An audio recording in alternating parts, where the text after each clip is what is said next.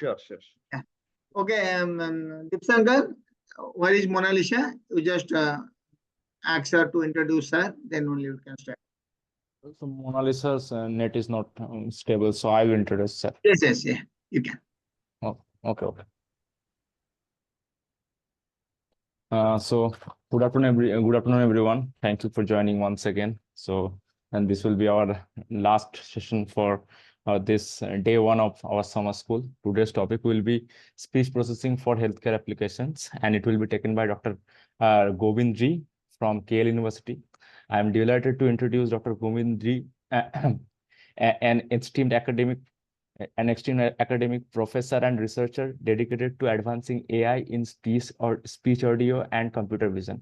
With a wealth of experience from prestigious institutions like KL University, Amrita Vishwa Vidyapitham, and University of Edinburgh, his contributions to AI-based healthcare are invaluable. His journey from a doctorate in electronics and communication engineering to pioneering research in computer vision and image processing showcases his unwavering commitment to academic care and innovation. Please join me in the welcoming of this exceptional individual whose expertise promises to shape the future of AI research. Thank you. Thank you so much for introducing. Thank you, sir. Thank you, sir. Thank you all of you for inviting me. So it's an honor to give a talk in one of the famous universities. So in Odisha. So thank you so much, first of all. I have shared my screen. Are you able to see the screen? Yes, sir. We can. Oh, okay. I just have few audio files. I just want to test whether it is working or not.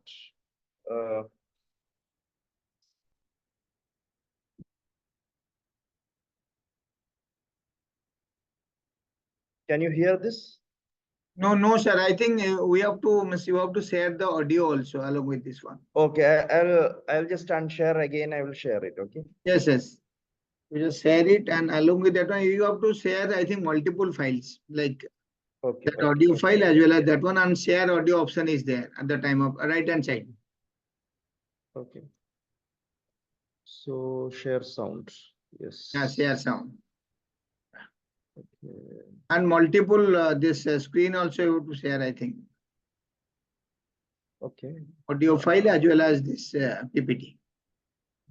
Okay. Previously you can share the whole window. I don't know why it is not happening. Okay. Sure. Okay.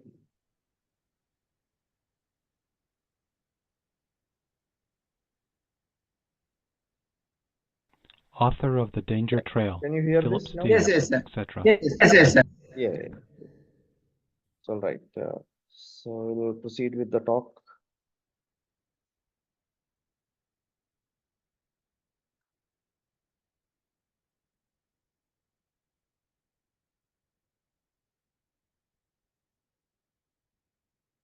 So you can see the PPT, right?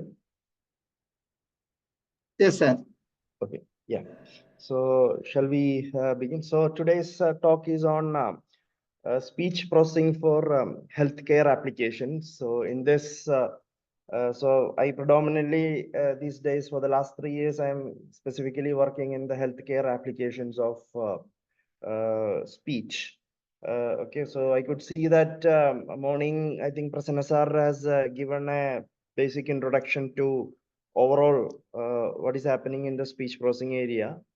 So then I think Dr. Jagabandhu has given an overview of speaker recognition. So in this talk, I specifically focus on the one particular application, which is one of the hot areas now in the entire stream of AI. So specifically applying the speech, because it has speech signals have specific advantages over other modalities. To choose as one of the first choice for healthcare applications. All right. So the the outline. So, like I said here in this particular, so there are two parts in my presentation. So one is I just give the basics of speech. I quickly glance through some of the basics. Otherwise, you will not get that connect. Then I will go back to our own work here, what we do at KL University as a speech research group. Okay, as a group, what we are actually doing specifically to healthcare applications.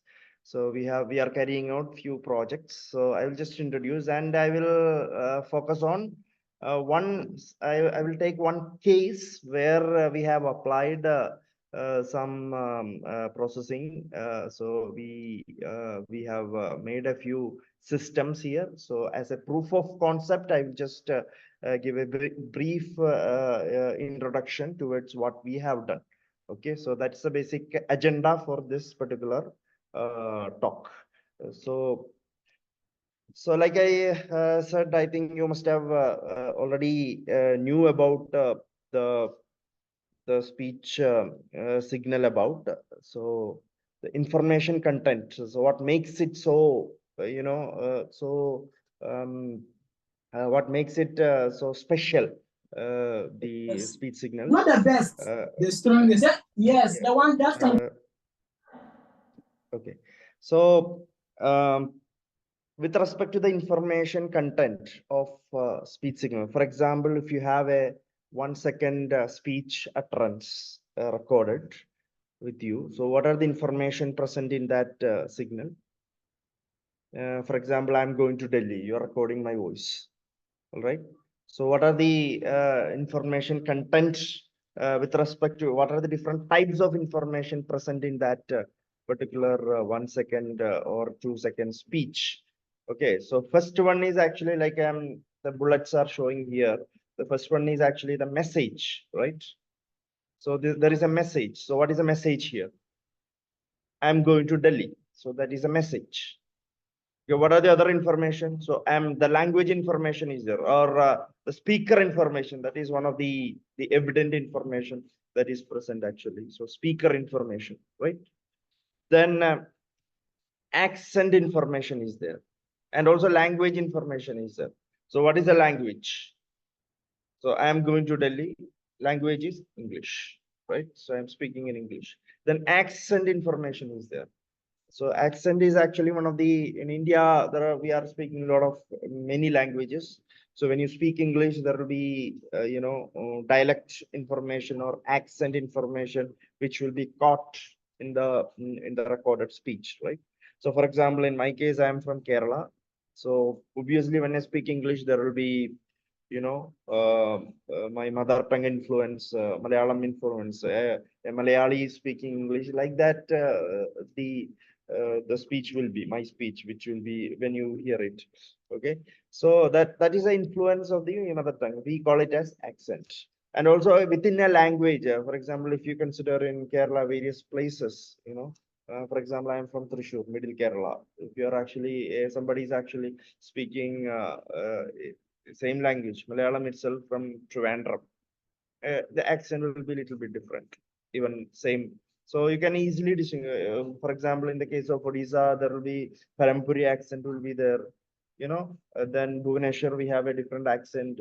So various accents you can actually distinguish if the person is people are actually talking even the same language, you can actually distinguish based on the places, dialects which are being introduced from the geographic location of the speaker.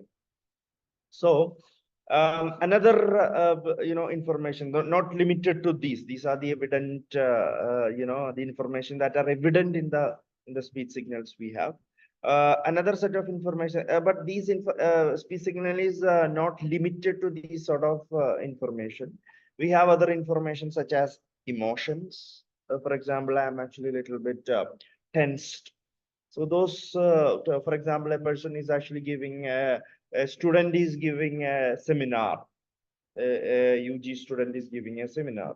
in a hall filled with other students and faculty members, then naturally there will be stress. He will be having stress or stage fear, what we call.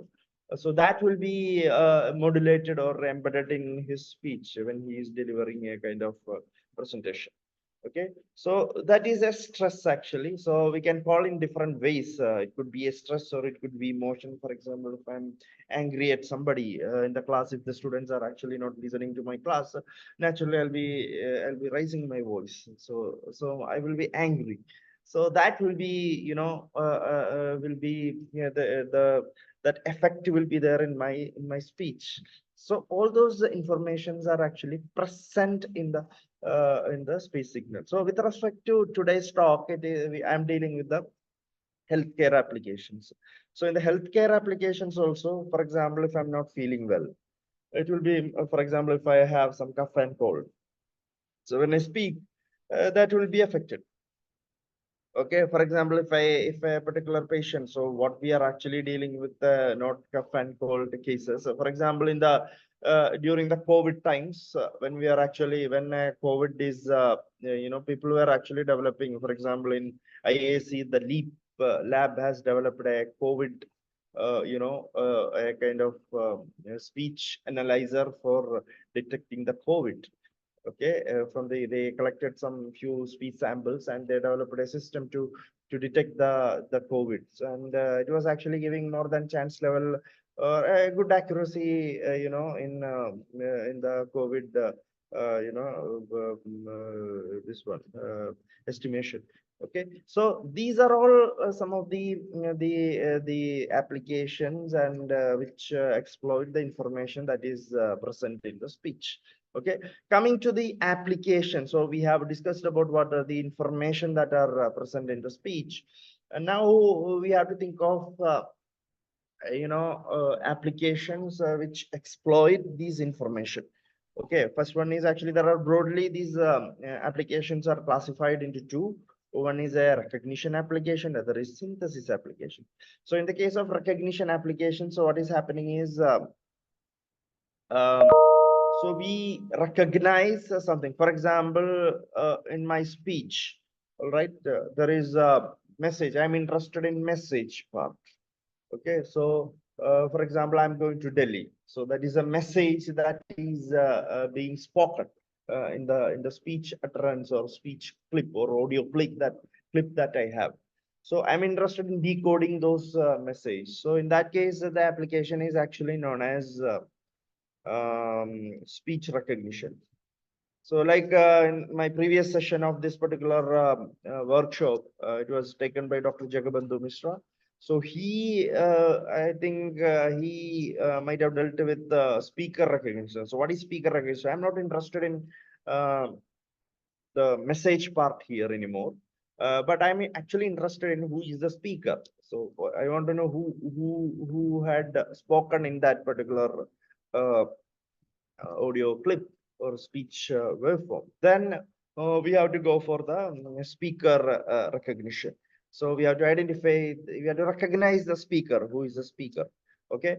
And the third one is actually if I am in a depressed condition, is it possible to get the stress or the emotional state of the speaker? Then it is called emotion recognition. It has got its own applications, important applications.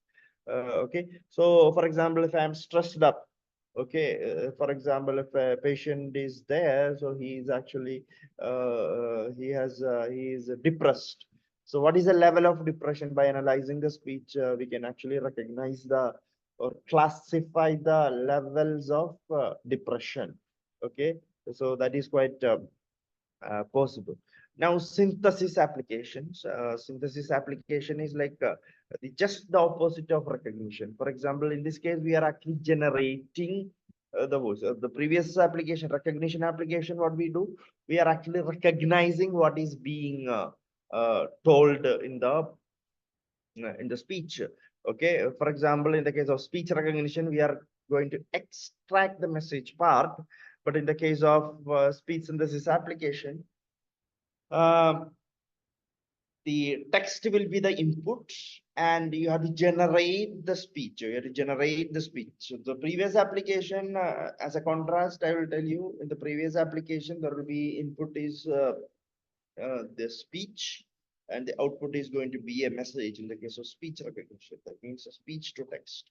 So in the case of text to speech, what is a text is a input, and it has to produce the speech. It has to generate the speech, a natural speech, like I am talking, a person is actually talking.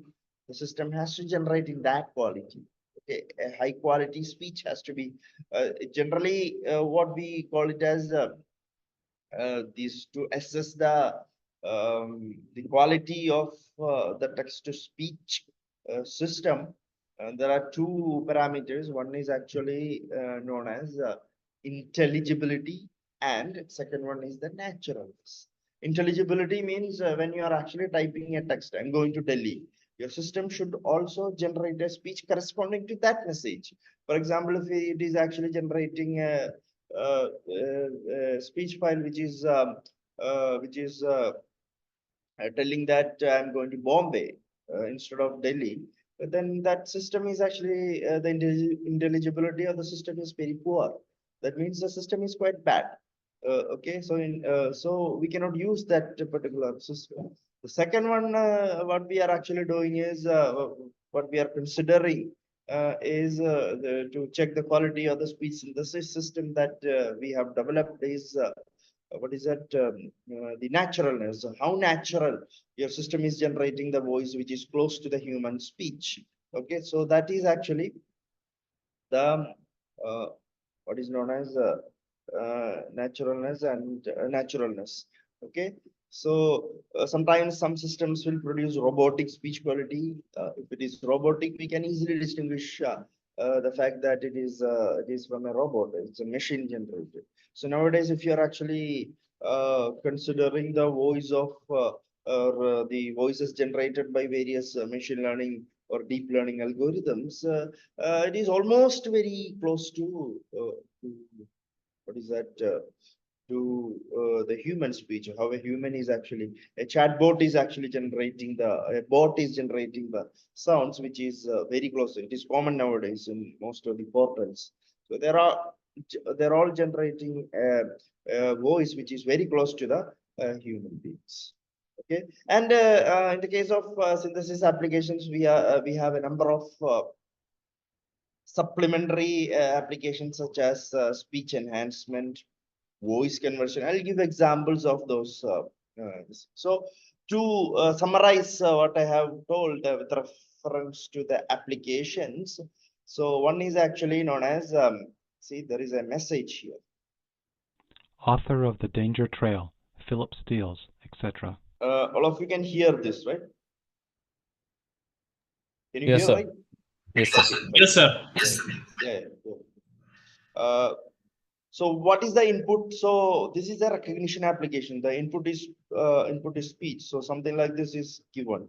So author of the danger trials, Phillips, Steels, etc. So that is the input. All right.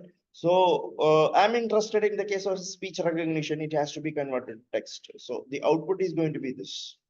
So system has to extract the message part. For example, the other one is. Hello, good to see you. So it is my own voice. So I'm not interested in what is being spoken, what is there in that this one. So I'm not interested in message, but what I'm interested in is in the speaker, the information, speaker information present in the speech in that speech file. Okay, so it is the output is going to be this is the speaker name has to be, or speaker label has to be recognized. Okay, so that is out. The second one is there are two things here in the case of speaker, or Dr. Jagabandhu Mishra might have told you. There are two things. One is a speaker recognition, other is speaker verification. So what is the difference between the two? In speaker recognition, you have a set of speakers, and only thing is that in a closed group of 10 speakers or 30 speakers or 50 speakers, or 100 speakers.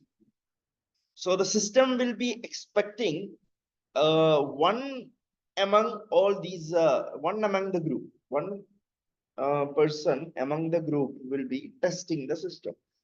That particular, that particular leverage is there for speaker recognition, because when an outsider comes to a closed loop system, what it is going to do is that it is going to take the speech and it is going to match with all the available models of say 30 or 100 speaker models. Whichever it is actually close to, it is going to assign, it is going to recognize. So the features of that particular test speaker is, if it is close to me, then the system is going to say the other person is me. Okay. So to avoid that kind of an imposter coming, the acceptance of an imposter, there is a particular thing called speaker verification, something verification. Verification is actually a two-class problem. So here the output is the system, what it is going to give is it will either what is that the one claim will be given to the system. So for example, my name is Govind. Okay, I'm going to tell the system will take that speech and it will actually verify you. That means I'm putting a claim, and the claim will be either accepted by the system or rejected by the system. The output of the system is binary, whether to accept or reject. So most of the person authentication, the basically how it works is most of the universities will have what is that biometric authentication, right? So this is actually a kind of a speech-based authentication system. Okay, for example, I'm playing this. My name is Govind.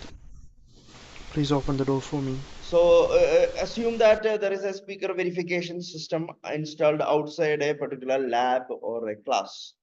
So what I'm going to tell is just like what is that Arabian Nights stories there, no?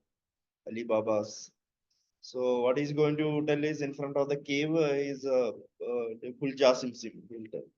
So cave is going to identify, that is actually a magic, this one mantra or kind of thing.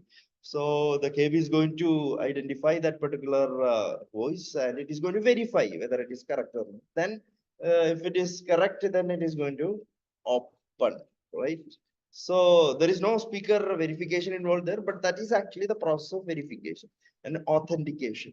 Okay, so like that, if the speaker verification system is actually installed outside the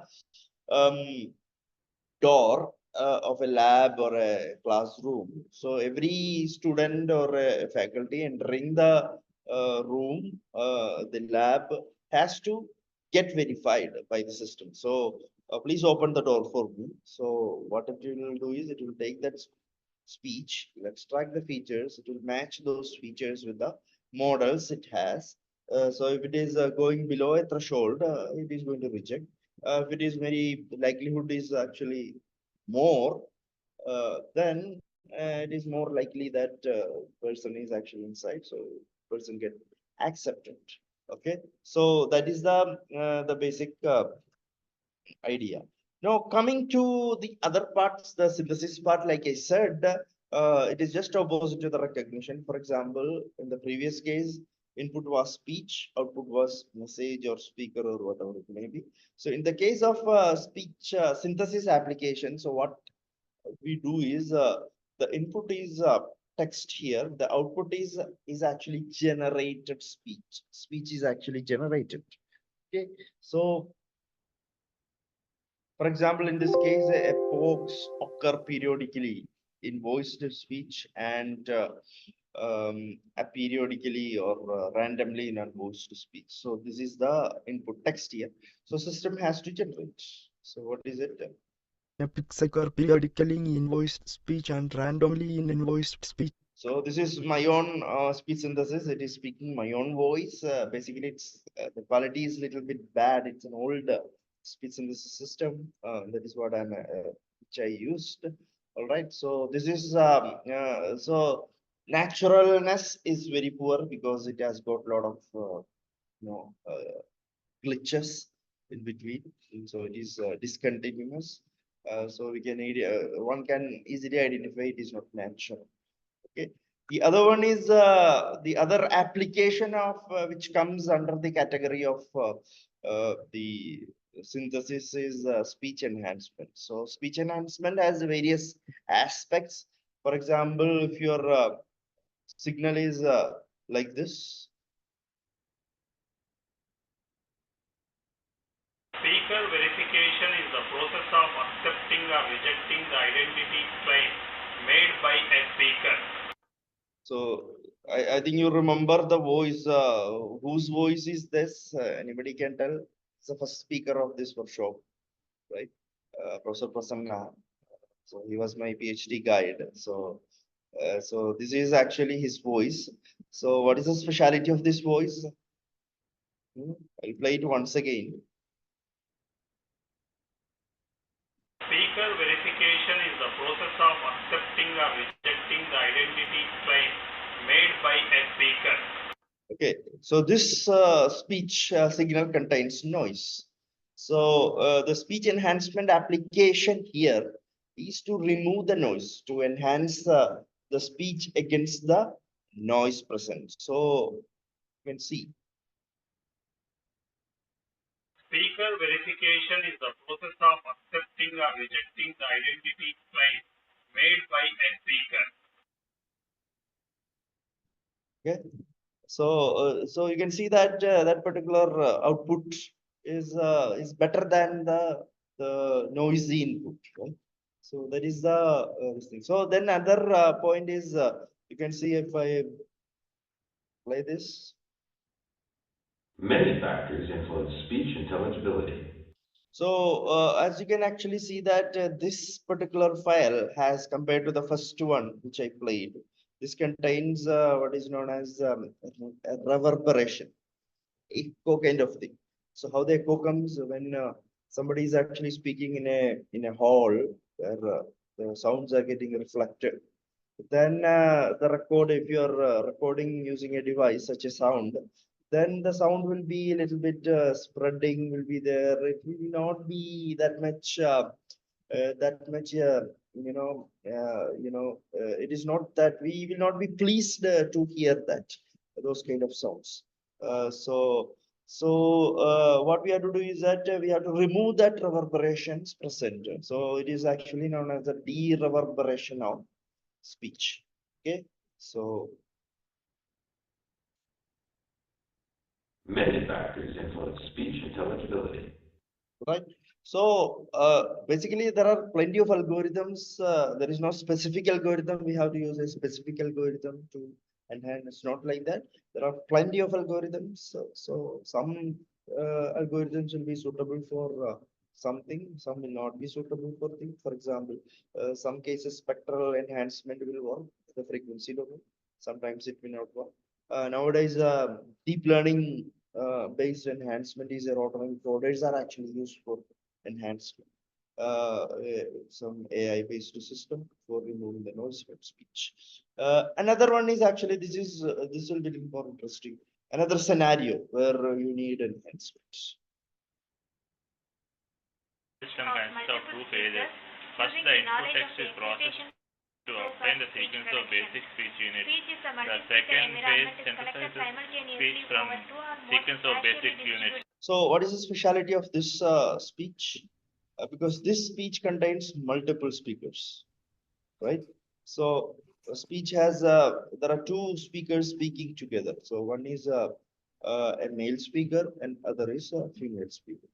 So suppose we want to enhance one speaker by suppressing the other. What we can do in multiple ways. So in the first case, there are two cases here, and keeping the male speaker as the desired speaker and enhance the male speaker by suppressing the other speaker. So what we do is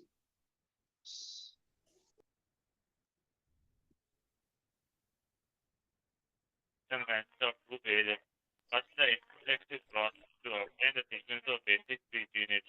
The second phase synthesizes speech from sequence of basic units. right? So, I mean, it's not perfect, but it is actually enhancing. You can say that it is enhancing. And similarly for the female. Multiple speakers with knowledge of the application of speech protection. Speech is a multi-speaker environment that collects simultaneously over two or more nationally distributed. Okay, so male speaker is gone there. And another application is actually voice conversion. Okay, voice conversion application looks like this.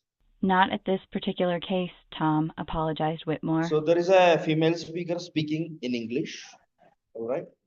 So the idea here is actually, I want to make this sound like a male speaker. For example, Amitabh Bachchan speaking pure Telugu.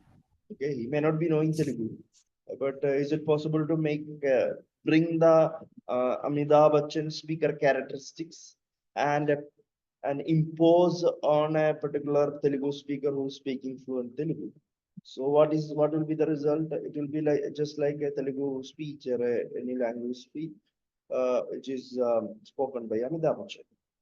Okay, so that is a purpose of there is a source speaker and there is a target speaker. So target speaker characteristics will be imposed on the source speaker characteristics.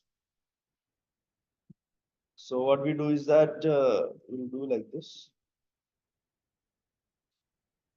Not at this particular case, Tom apologized Whitmore. So what I did was I tried to get the characteristics of this male speaker.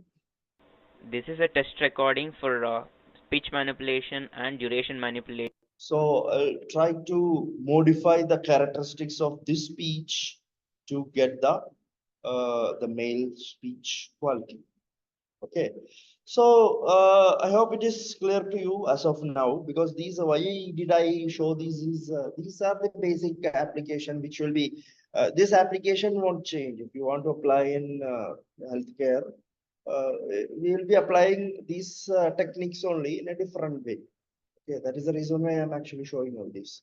Okay, so what makes the speech processing complicated? First thing is that it involves many areas. For example, if you want to study, you have to study about signal processing.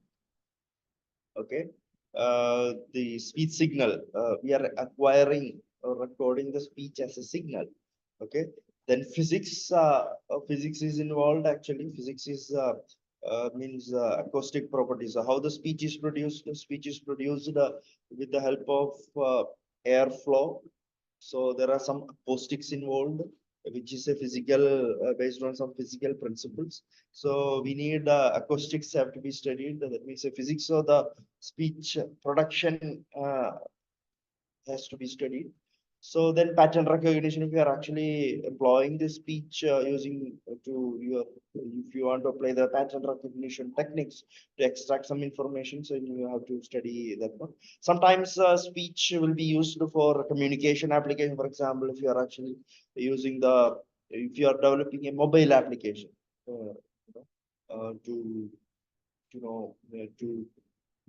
to enhance the bandwidth by utilizing the bandwidth of the transmission, then communication and information, speech coding you are actually using, then all these topics, knowledge is needed. Then linguistics, so that is very important. For example, if you are actually developing a speech recognition, it is language dependent. Okay, so language rules will come into play. Okay, and also you have to study the knowledge about the language, how different sounds in a language is actually being spoken. So all those knowledge will be useful in developing a speech recognition system or a speech synthesis system for a particular language. Okay, then psychology. Psychology is actually like, for example, if you are actually working in the area like depression or stress, emotions, then psychology notions are actually required. Okay. Coming to the schematic diagram, this is very important, which is actually I have taken this from the Rabiner book. Okay, So there is a speaker. So this is actually the starting point of the speech healthcare application. So what you have is you have a speaker and you have a listener. So a thought process will be generated in the brain. Okay. So I'll come to when you speak, I'll give a detailed analysis of what is actually happening there. So you have a speaker, so a thought process is generated, and there is language encoding. Some neuromuscular activities are happening, all right? Then this will drive the, the vocal cords. Then there is an acoustic system which is called as vocal tract to generate the speech, and this speech will be traveled all the way to the listener's ear, and he will accept the acoustic waveform generated by the speaker, and it will actually, all these reverse process will happen there, and it will be directed all the way. The last stage is brain is going to comprehend what is being spoken. All right. So this is the basic idea of this model speaker, popular speaker listener model. Okay, so it is same. I'm not going to explain. This is actually a block diagramic representation of this. Okay, so coming to the speech production. Okay, so these are the articulators involved in the speech production. So there is actually an abdomen here. There is rib cage. So lungs is actually protected by the rib cage. Okay, within that you can actually find the lungs. So what is the role of lungs? It will accept that it is just like a container. Okay, so it contains the air, and it is actually capable of expanding and contrasting, expansion and contrast or compression. Okay, when this process happens, what is going to happen? The air will be pulled out of the lungs. So, and you can see that there is a vocal cords situated here, which is a thin sort of a membrane. Okay, so when the air column is actually giving pressure, exerting some pressure, it will keep this uh, this thin membranes to open and close, open and close, open and close. So when it opens through this gap, it will go. The air will go.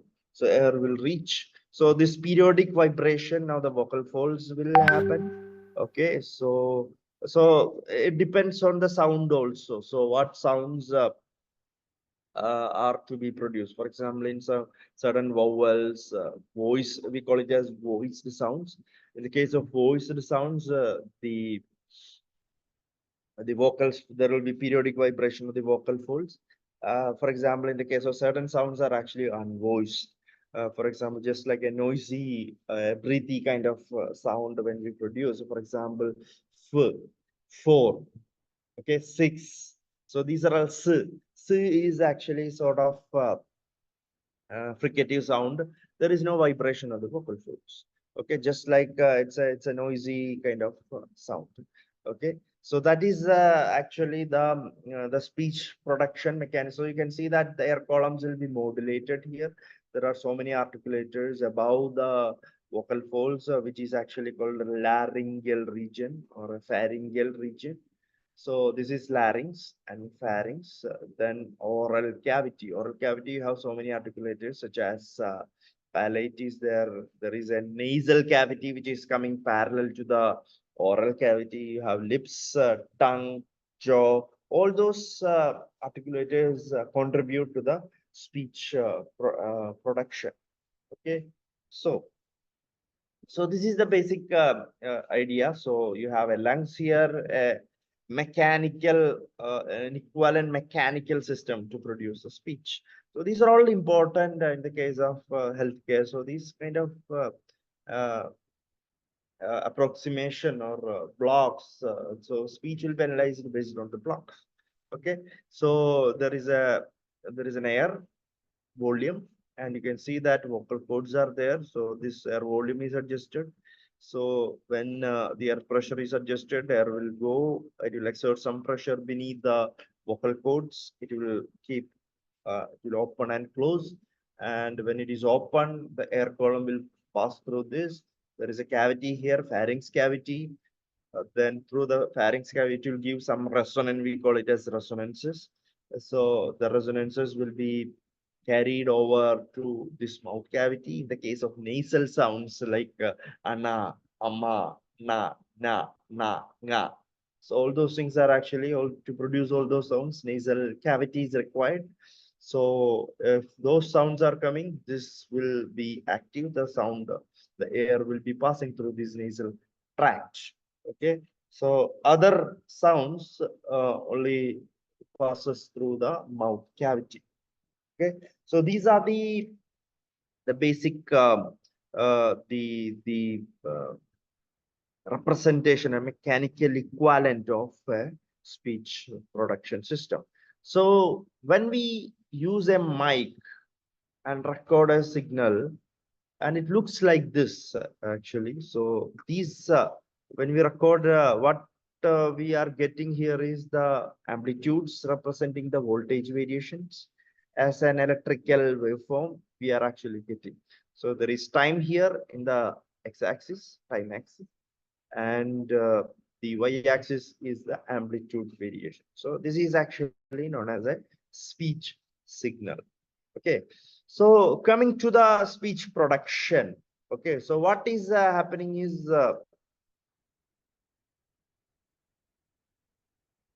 Author of The Danger Trail, Philip Steele, etc. so this is how a speech is. It's a recorded speech. Okay, now let us analyze what is happening at the while producing this particular speech. Okay.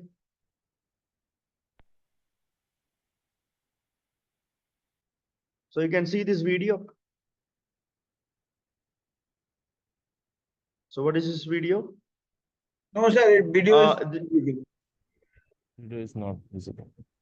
Not visible? video is So you not have there. to 1 minute. I think you have to share the video window as well. 1 minute. I will just share it. It's not visible now. No, sir. Okay. 1 minute. I will. You have to, I think, share all these three window at a time. Video, audio, and this one. And PPT.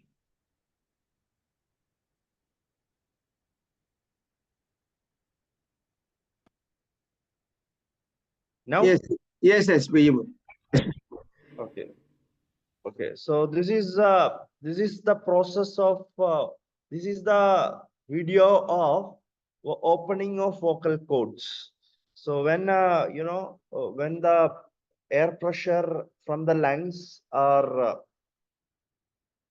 exerted beneath the vocal cords, which is a thin membrane, it will keep opening. When it is opened, you can see the kind of waveform we are actually getting. So this is, so if you want to listen to that kind of waveform, so I'm just going back to my PPT. So PPT is visible, right? Yes, sir. Visible. Okay.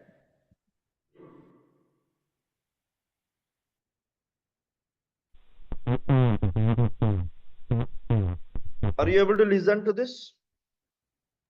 Yes, sir. No, sir, not Okay. clearly. It is not clear because it is just taken from this throat. So where the Okay, sir. vocal folds are actually created. So this is that particular signal. So how it looks like in the video,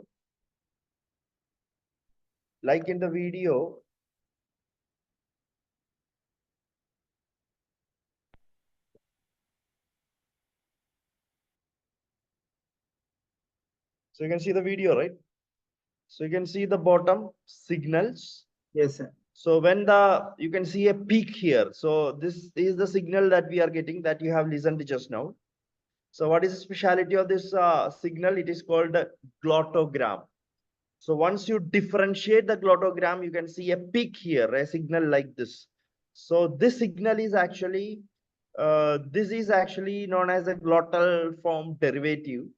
So this is a point where the peak represent a point where glottis is closed. A sudden closing happens.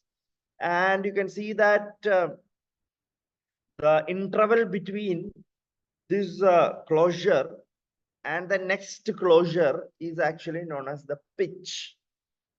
Okay. For example, a particular person is having a nodule here. For example, in the case of stroke, when a particular person is actually getting stroke, for example, a cranial nerve, damage or kind of thing, what is going to happen is this vocal folds will be kind of paralyzed. The muscles of the vocal folds will not work properly. So that is going to affect the speech production. Okay, so that is going to introduce certain disorders, or your speech is going to be disordered speech, and it is going to introduce certain distortions. So we call it the disordered speech. So what we have to do as a speech engineer, what we have to do is that we have to apply these enhancement techniques to, depending upon the case, it varies from case to case, to enhance against those disorders, to correct the speech signal. So because of the problems in the vocal folds, the patient or the speaker may not be able to produce certain sounds. So in that case, we have to apply certain techniques to correct it to the maximum possible way. Okay, so coming back to my presentation, so these are all some of the applications or some of the tasks involved in speech. Identification of the silence, very important. Okay, and unvoiced, like I said, unvoiced sounds are the sounds which will not use where the vocal folds will not vibrate during the production. Voiced sounds are actually sounds which are produced by the vibration of the vocal folds. Okay, so in this particular the classification or identification of the silence region from a given speech, and voiced region and voiced region is actually it's a task which is a famous problem, lot of challenges involved. Okay, it is actually known as the voice activity detection or a glottal activity detection. Okay, so and representation of the speech. Okay, and these are all some of the basic which you should know. Speech signal is there, and you can see that this particular image like representation, which is known as the spectrogram. Okay, so spectrograms is actually how it is different from speech signal. It is speech only. Representation is different. It is a time frequency representation. X-axis is the time axis, same as this. Y-axis is the frequency. Okay, so each slice is taken. We'll compute the Fourier transform. We'll place it here. Likewise, we'll keep each slice when you stack it together, and if you just see that as an image, the image would look like this.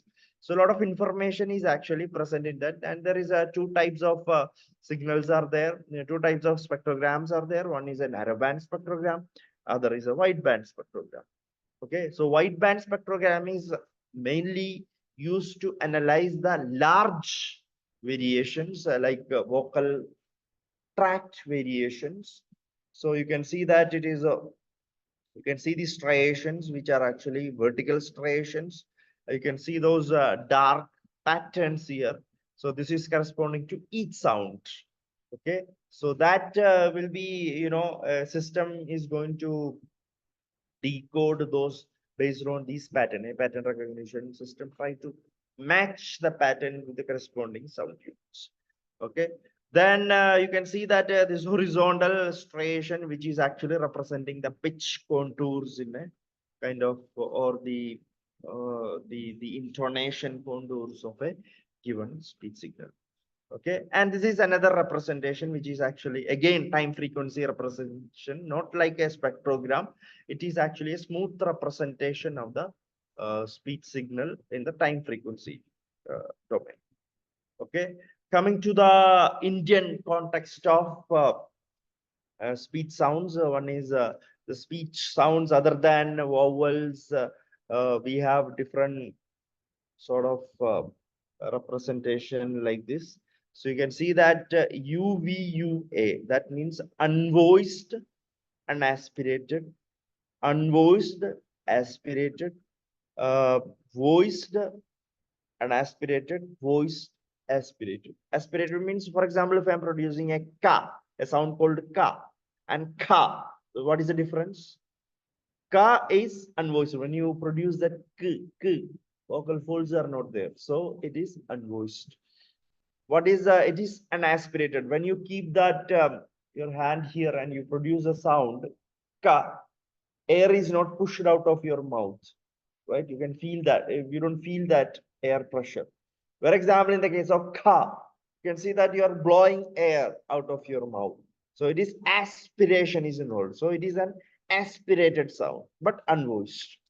But what is this one? Ga and ka. Ga is voiced. Ga, g. Vocal folds are actually vibrating, but it is ga, no aspiration. But ka, vocal folds are vibrating, but aspiration is there.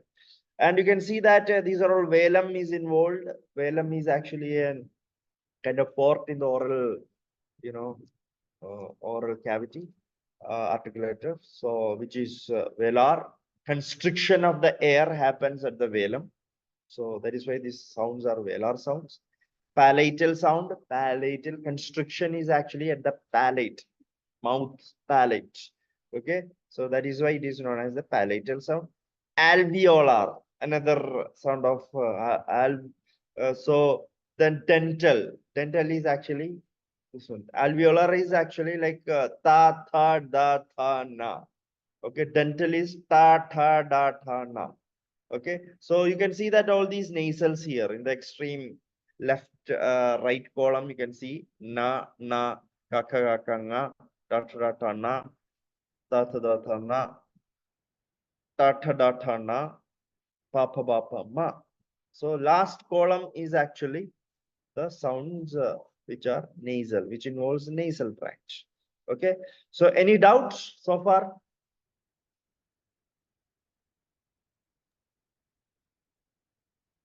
So I'm just sir, can you repeat that? UVUA mean unvoiced? sorry. Sir, can you repeat that? UVUA full form? Oh, UV. UV is full form is unvoiced, and UA stands for unaspirated. U is unvoiced. A is aspirated. For example, ka. Ka is unvoiced and unaspirated. This case, UVA means U is unvoiced, A is aspirated. Ka. Ka. Got it? Yes. When we sound ka, the air will come out of my mouth. Yes, that That's is why called aspiration. Yes. Okay, sir. Okay, sir, got it. And why it is called velar palatal? Why is that? Velar is actually the constriction, because when the air is pushed out of the what is that, pharynx area, air somewhere it has to be blocked. Then only that particular ka sound will come. So the blocking, where the constriction is located, somewhere we are actually constricting. That location of the constriction is actually the velar region. That is why all these sounds ka, kha, ga, kha, nga is known as the velar. Not Yes, sir. one sound, all these. Okay. Like so when we sound ta, then we hit our teeth. That's why dental, right? Yeah, dental. Then bilabial. Bilabial means rounding of lip is involved actually. Bilabial. Pa, pa, ba, pa, ma. Okay.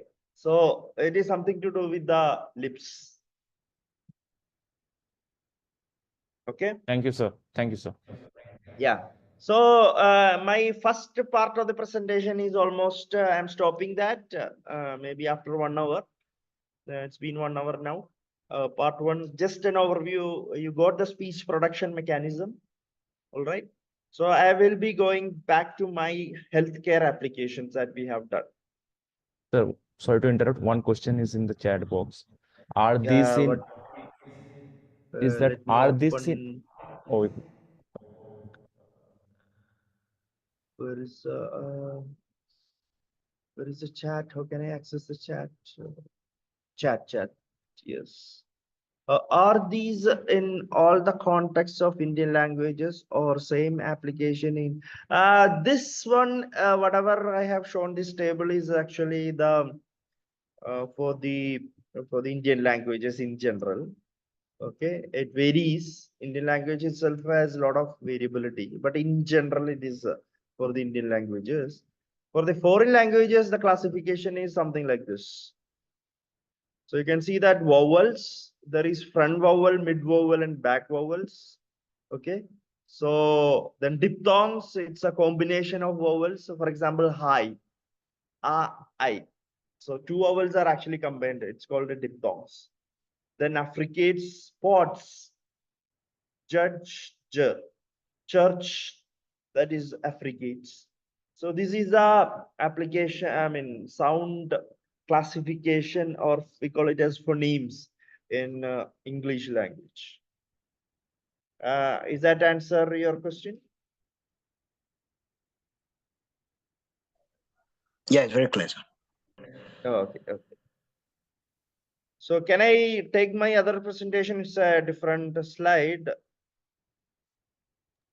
Are you yes, able sir. to see the slide? No, sir. No, sir. We're Sir. stuck with that. I have to stop and present it.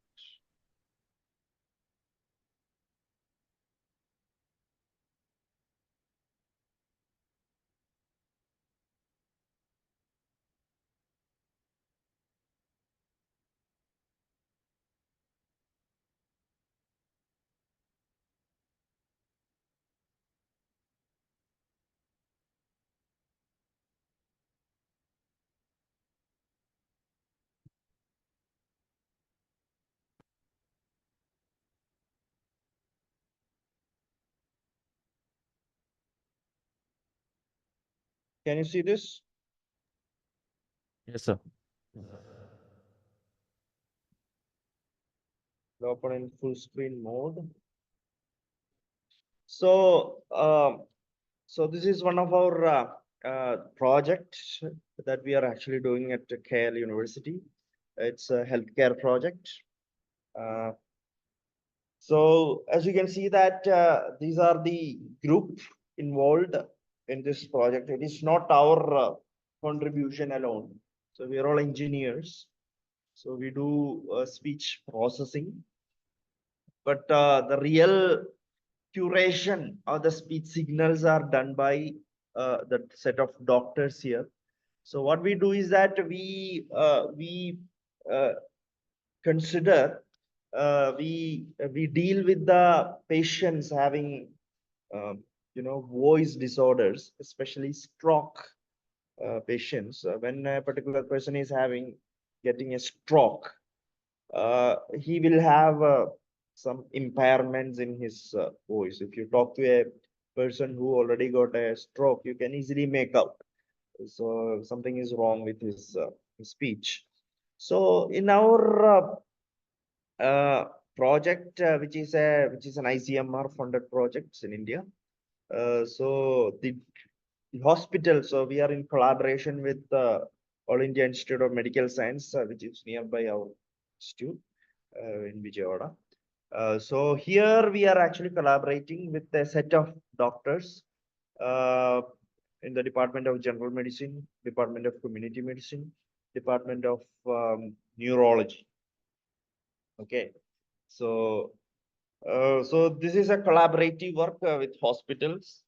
So most of the healthcare applications, when you're actually working on whether it is speech or image, you should be associated with a hospital, because doctors have to curate. You have to tell these are the problems. So this is the problem that we have. Okay, you have to solve this. So apply your techniques, solve it for us. So that is what they say. Okay.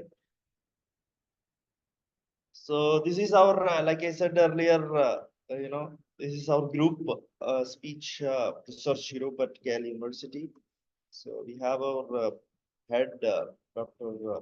Suryakant Vigangashetty, myself, Dr. Akhilesh Kumar, then Professor Samudra Vijaya, one of the senior persons.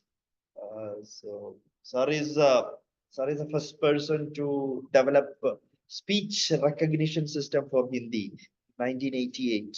So he was when he was there in TAFR. Actually, he developed a speech recognition system for Hindi at CMU, Pittsburgh, Carnegie Mellon University, Pittsburgh. When he was there, he was doing his exchange. He was working as a faculty there. At that time, he developed this particular system.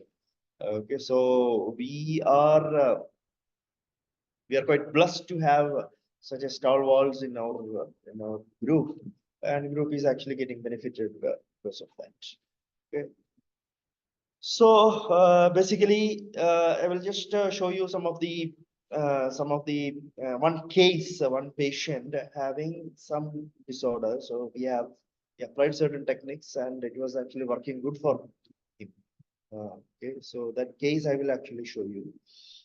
Before that, as an introduction, like I said earlier, so the case of in this particular case, what we do is that when something, if you want to speak, what is going to happen in your brain is a thought process will be generated in your brain. Somewhere in the brain, some thought is happening. And the brain will give you some instructions to produce that particular, to convey that thought through sounds. So that is actually happening here. So there is a thought process. There is thought process. And this thought process will be generated in brain. There are certain areas in brain which will drive the speech production. Okay. Now what exactly happening in brain during the speech production? Okay. For example, there are two areas. You can see that one is called a Broca's area and the other is Wernicke's area. So these are all two important areas. One is related to the motor activity.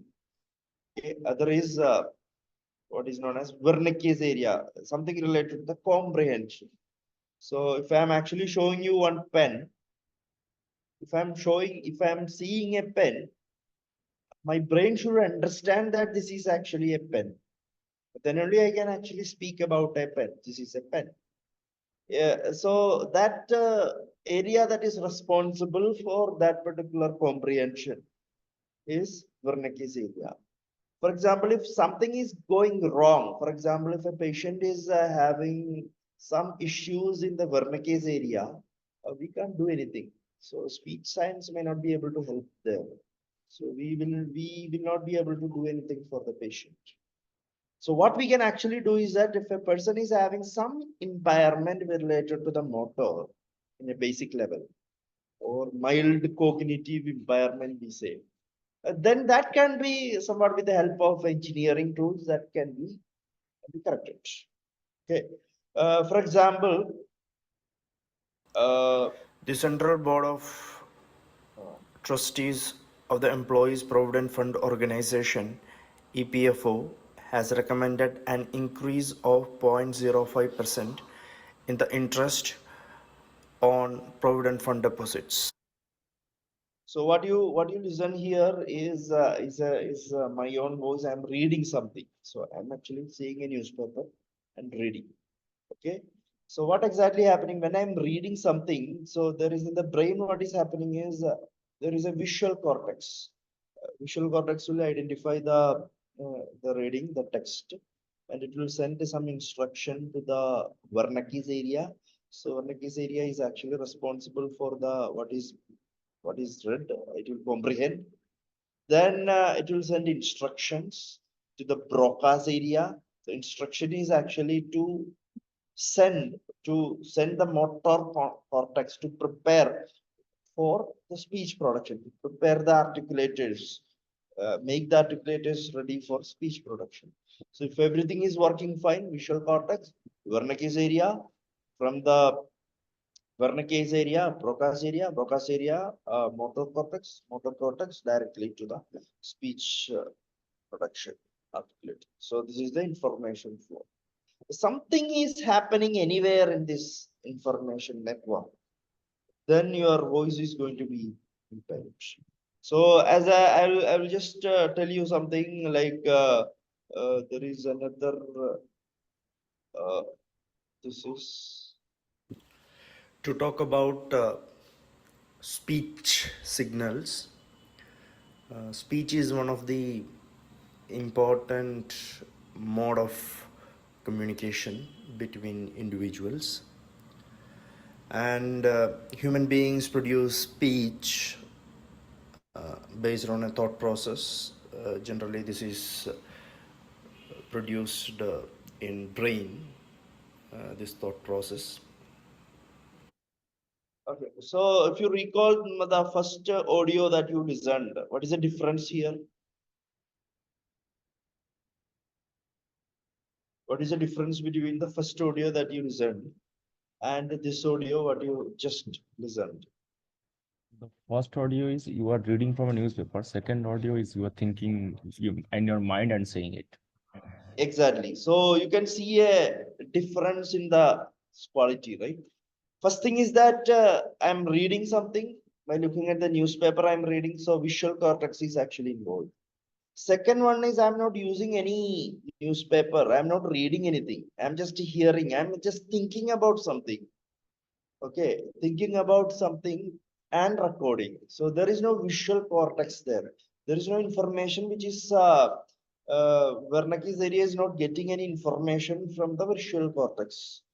Okay, so it is a thought is generated and Wernicke's area is instructing based on that thought to the Broca's area, and Broca's area will give instructions to the motor cortex. Okay, so this is what is actually happening. Now, let us see some of the impaired person in both the cases. నమస్కారము, మీరు ఎలా ఉన్నారు? మీ పేరేమిటి? మీ ఆరోగ్యం బాగానే ఉందా? మీరు భోజనం చేశారా? మందు సమయానికి వేసుకుంటున్నారా? Okay, so this is a patient who got a stroke and he's speaking. His voice quality is a little bit, if you close, you cannot directly say, but if you can closely analyze, there is a problem. He's reading something. Visual, he doesn't have any problem with the vision. So he was reading something. Now he's actually. తెలుగులో మాట్లాడతాను. షేక్ రెహమాన్. మీది ఏ ఊరు? ఆయన వాళ్ళు. మీరు ఎంతమంది మీ కుటుంబంలో ఉన్నారు? నాకు ఇద్దరు పిల్లలు, పెళ్ళాం. వాళ్ళ గురించి చెప్పండి. పిల్లలు ఎక్కడ చదువుతున్నారు, ఏం చేస్తారు? ఓ పిల్లడు పోలీసు, ఓ పిల్లడు ఎలక్ట్రిషియన్. ఎక్కడ చదువుకున్నారు వాళ్ళు? మీ పిల్లలు ఎక్కడ చదువుకున్నారు? పిల్లడు పోలీస్ కానిస్టేబుల్ అండి. ఎక్కడ చదువుకున్నారు? ఈ ఊరిలో చదువుకున్నారు? ఈ ఊరు మార్కాపురంలో చదువుకున్నారు. రెండో అబ్బాయి? రెండో అబ్బాయి ఇక్కడ పని చేస్తాడు, ఎలక్ట్రిషియన్ పని చేస్తాడు. మీతో ఇప్పుడు ఇద్దరు ఉంటున్నారా? ఏడవనా ఒక కానిస్టేబుల్ అండి, ఆయన ఏరిగా ఉంటున్నాడు. కానిస్టేబుల్ ఎక్కడ? తాడేపల్లిలో ఉంటున్నాడు. తాడేపల్లి. మీరు ముందు నుంచి ఇది ఊర్లో ఉన్నారు? Okay. So you can see that he has having some issues in talking, thinking about if he's involved in a conversation, he has some difficulties in conversing. Okay. Similarly, we can actually go to talk about. I will just scan through some of the.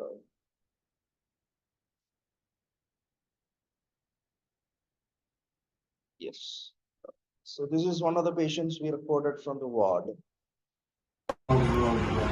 You are from Kerala? I'm from Kerala. Alpi. Okay. Alpi. Which year you went there? To Boston? To abroad? Abroad. When you went? 2010, 15, 20?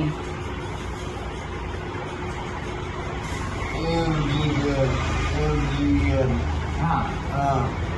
I should go to 2010, 13. Good. I just got posted at Govind D in Boston, Miami. Miami, What kind of work in the shift you will do? I will do cooking. Oh, cooking. Good cook. All right. So what do you think the quality of this speech will be? It is called a slurred voice. What is slurred speech or a scanned speech? He's speaking, he has a lot of difficulty in speaking. He's speaking very slowly. Okay. So doctors were actually, he was basically diagnosed with this mild cognitive impairment. So what happened was he was a chef in one of the ships. So in USA, Miami, somewhere he was there. So during the vacation, he visited he's from Kerala. He visited his native place. During that time, he met with an accident. And during the accident, what the problem occurred was he got a brain injury, and the doctors diagnosed him with a diffuse axonal injury in the brain. There will be some brain blood clot or something. So basically, in one of the Broca's area or motor nerve got clotted with blood. So as a result of that, his voice quality was a little bit slurred, slurness came in his voice. So very slowly, I'm going to Kerala. Like that is telling. So making all of us, making him, difficult involved in a proper conversation. So doctors are also telling like that. So whatever he's telling, it is very difficult to, understand. We have to put a lot of effort like that. Okay. So this was the situation. So what we the solution what we worked on this, and you see some of the analysis we have done was so you see when you compare the patient's voice, some of the parameters, the voice looks like very constant prosody. Pitch is very constant. It is a flat. There is no variation. And compared to a healthy speaker, it is like this. And you can actually see that the number of words produced per second. Okay, so patient is actually producing on an average 0.8 words per second compared to the healthy speaker. Healthy speaker, if he's producing 3 words per second, and he'll be able to produce a less than 1 word. Okay. Then the English, when he's speaking English, also a little bit similar this thing. Okay. So this is so what we did was we applied a technique called time scale modification. So in speech, there is something known as a time scale modification. We can actually compress the speech. Okay. It is just not like, cutting the speech just like that. We call it as duration or time scaling of speech by preserving the speaker characteristics. So this is actually the result. But India is not like that. India people. But India is not like that. India people. Okay, so this is the time scaled speech. For example, in this particular Malayalam, എനിക്ക് നന്നായിട്ട് അറിയാം. Okay, so as a result, this our algorithm is actually giving a better result when we are actually conducted a kind of perceptual studies. Our algorithm is found to provide a better result, better intelligibility. So doctors are actually, when we showed this time scaled speech to the doctors, they are actually a little bit impressed. Okay, this is working better. Okay. Interesting point is when we are actually using when we are actually using applying this particular technique, when we use his original voice for a Google Translate. All of you must be knowing the Google Translate, right? So it was not, Google Translate was not picking. It is showing a different answer. So when we are actually modifying this particular speech, his one sentence, and when we played it back using a mobile phone, it was actually correctly identifying, translating to the required language. Okay, so you can, I'll just play it out as a proof of concept.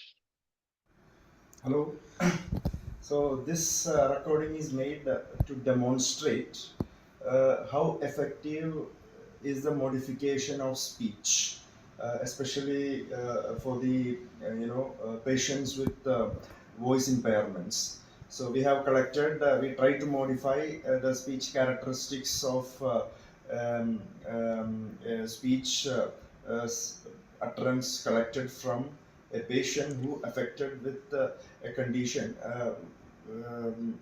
known as axonal diffuse axonal injury. So this is a demonstration. So what we are actually trying to show here is we are trying to demonstrate the speech-to-speech translation system. So where when somebody is speaking in a particular language, it will be recognized and it will be converted to the target language. So I'm using an application of Google Translate. So here I will show you how this application has to be used. So you can type in Google Translate. It will just show you this one. So here I have selected Malayalam as the input language, and the output is English. Okay, so I am going to record some voice, so the system will recognize what I spoke in Malayalam and it will convert to the target English. Okay, so what I'm trying to say is, എൻ്റെ വീട് കേരളത്തിലാണ്. My home is in Kerala. So you can see that എൻ്റെ വീട്, that is recognized, then it is converted to English, my home is in Kerala. So that is what the Google Translation application is. Now what I'm going to do is that I'm going to, instead of my voice, I'm going to give the speech of the patient who suffered from this particular condition. Okay, so we have recorded. I'm going to play back since the patient is not here. I'm going to play. I have already pre-recorded data.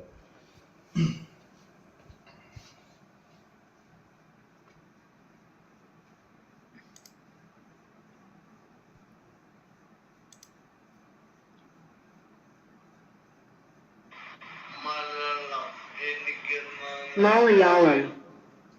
Sorry, the recognition is not complete. I will play it again. So this is the original speech.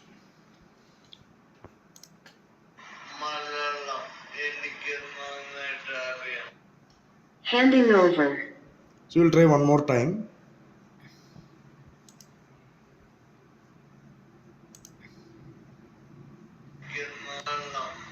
Sorry. Mother. So it's not correct. Once again I'm playing.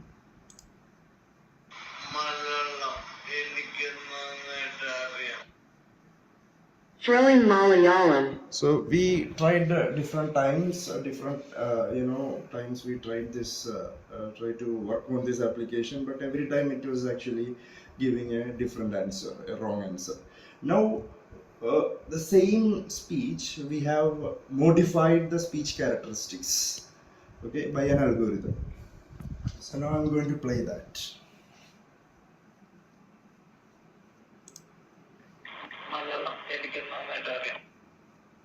I know Malayalam very well. So we'll try one more time.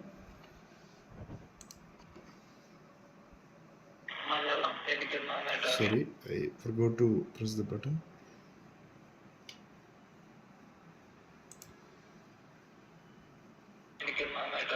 Sorry.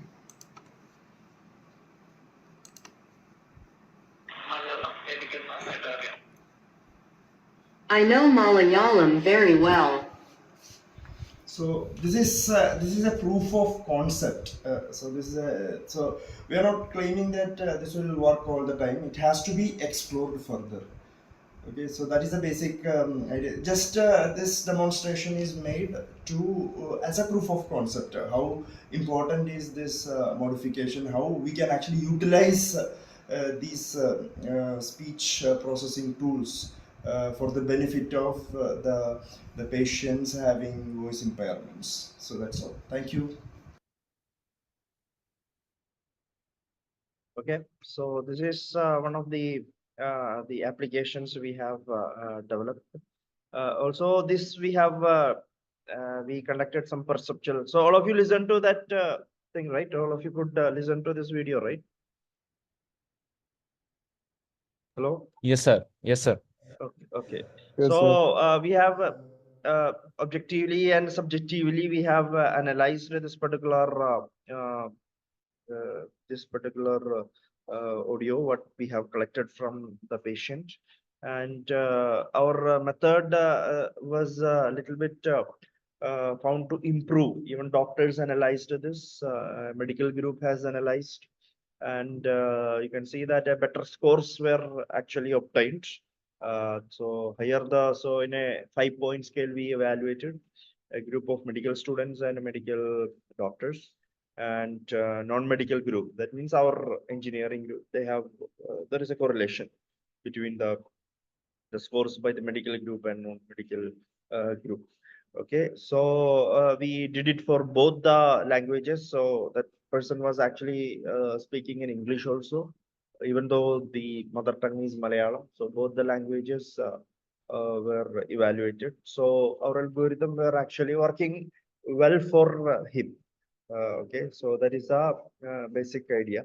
So this is this work is a part of what is known as we have a ICMR funded project. Okay, so we are still working on collecting data from AIMS, different cases. This is one case, one voice quality we are actually getting. There are plenty of different voice impairments. So, so the idea here is actually to develop a unified tool. Okay, one tool with various provisions to enhance the voice quality of you know patients having voice, especially stroke patients having voice impairments. Okay, so this is one of our work. Then we have some collaborations, various other projects are also there. We are collaborated with the AIMS, even psychiatry also department also we have collaborated for the depression analysis, detection, etc.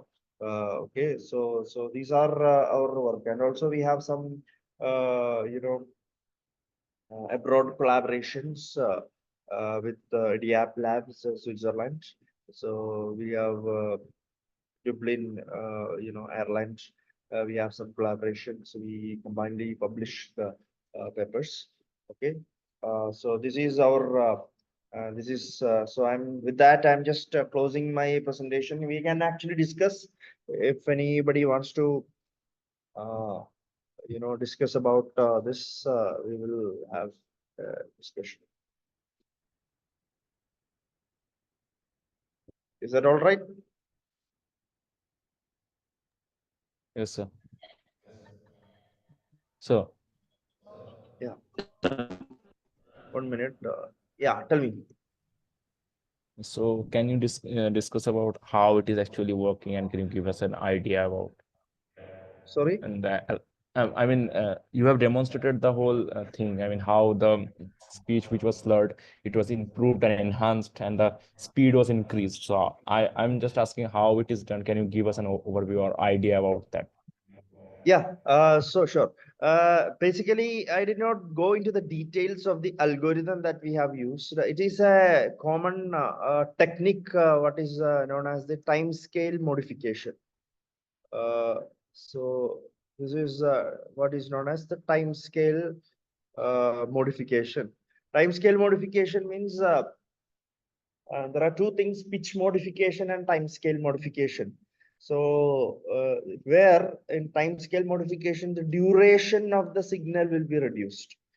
But while reducing the duration, there are two ways we can actually reduce the signal duration. So one is a resampling.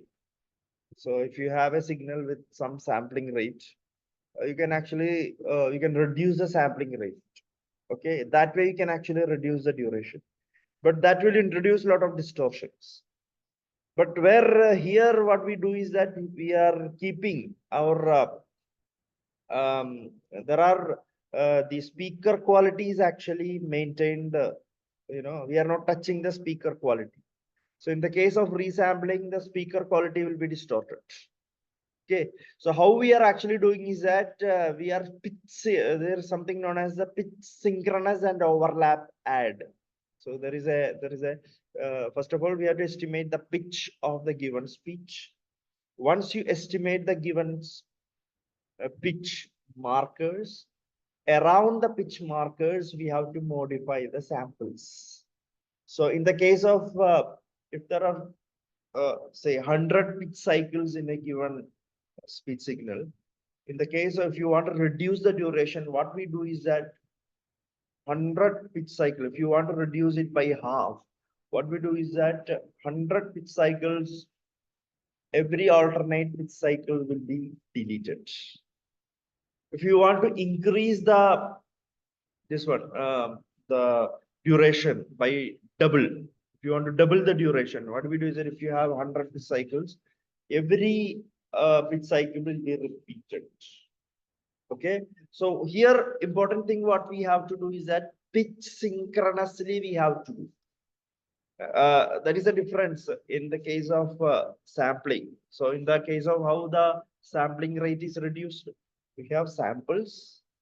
Each samples, for example, if you want to make the signal duration of the signal half, if you are doing a subsampling operation, okay, what we are doing, first sample of the signal will be taken, second sample will be dropped, third sample will be preserved, fourth sample will be dropped.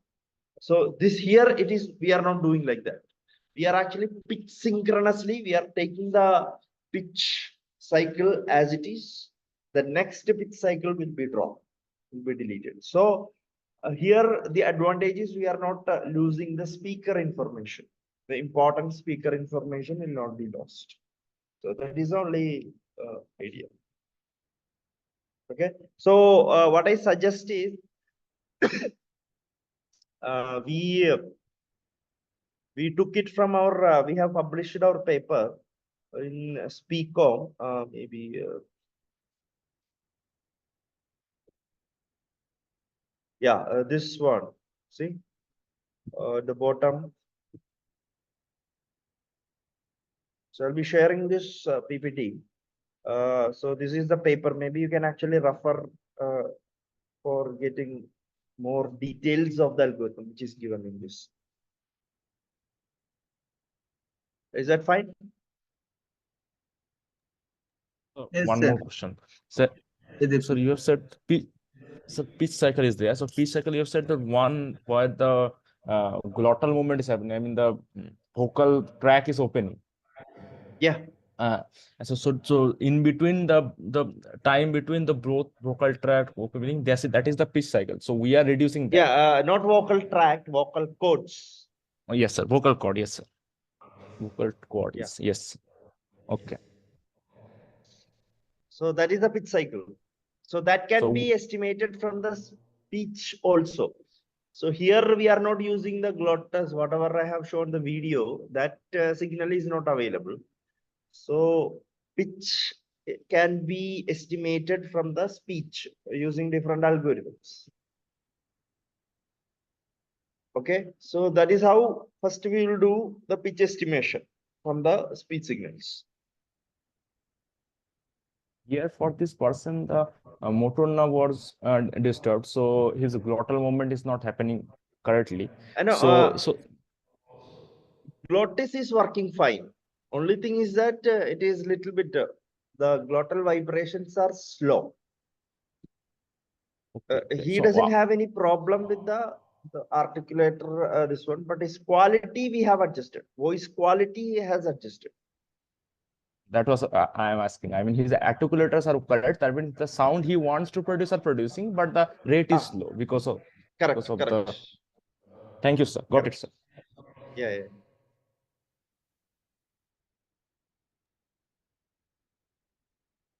Any other doubts? Any other questions? I think one Participant? question. I think one question in the chat box. 1 minute. Why speech is unvoiced and why voiced? Sir, why speech is unvoiced and what is the difference? That's what I told. Certain speech sounds, for example, I already told about this one. Like, for example, there are sound called vowel. Vowel is, E. You can see that you can keep your hand here around your vocal cords. You can feel a vibration. For example, a sound called ka. Ka is unvoiced. Ka. So ka. There is no vocal folds vibration. Okay. Because why it is so? Because it is like that. Because to produce a ka sound, vocal folds are not required. To produce vowels, you need a constant vibration of the vocal folds. Okay. Is that answer your question? Yes, sir. I think no more question. Yeah.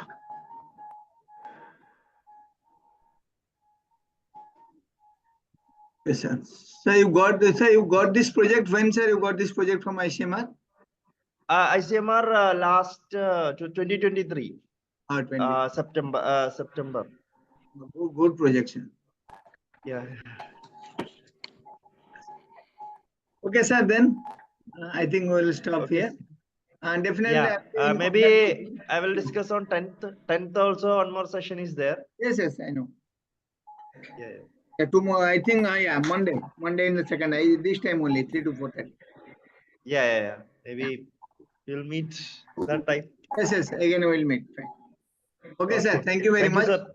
Yeah. Okay. Thank you, sir. Thank you all for listening. Maybe we will discuss on Monday. If you have any other doubts to be discussed in this talk also, maybe after finishing that talk, we can have a small discussion. Okay, sir. Thank you, sir. Once again, thank you. Thank you.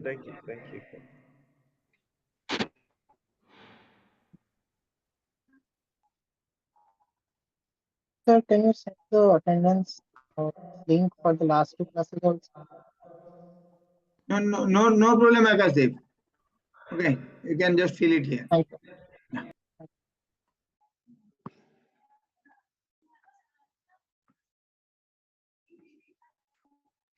All of you just give the attendance before you leave the meeting. All of you.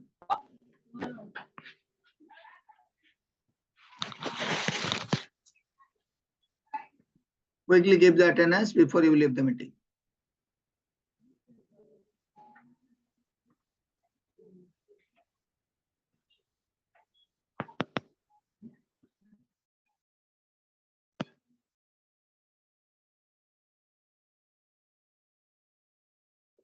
In the chat box, I have already shared the link.